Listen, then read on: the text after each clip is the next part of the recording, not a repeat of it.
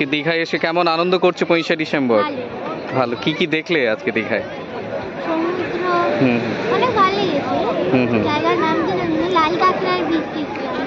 আচ্ছা, আজকে থাকবে? আজকে ঘুরবে আরো কত জায়গা? না, আজকে বেরিয়ে যাবে। আজকে কেমন ভিড় দেখছো? দীঘা কেমন লাগছে দেখতে? ভালো, ভিড় অনেক নেই। আচ্ছা, তোমার নাম? মন্নিকা চক্র। কোন ক্লাসে পড়ো? 5। আচ্ছা।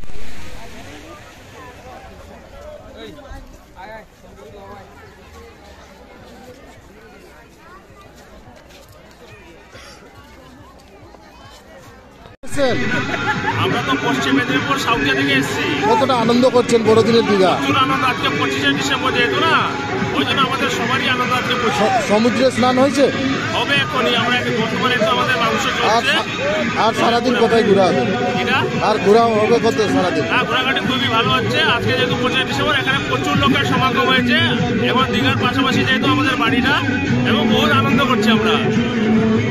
দাদা আপনার নাম?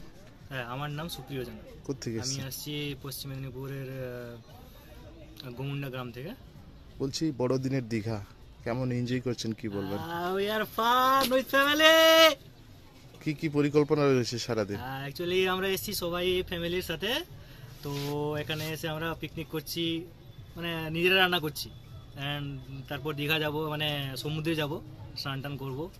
দেন আদার টুরিস্ট প্লেসগুলো আছে, যেমন মন্দারমণি এইসব আছে, এইসব পাশাপাশি অমরাবতী পার্কটার কাছে। তো এগুলোতে একটু রাইডিং হবে এইসব। আজকে সমুদ্রে স্নান হয়েছে? না, ওই যাবো আর কি, মানে রান্না বান্না হচ্ছে, এখন চলবে, তারপরে কিছুক্ষণ পর যাবো আর কি আমরা।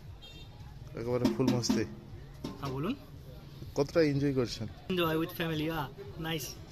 Thank you.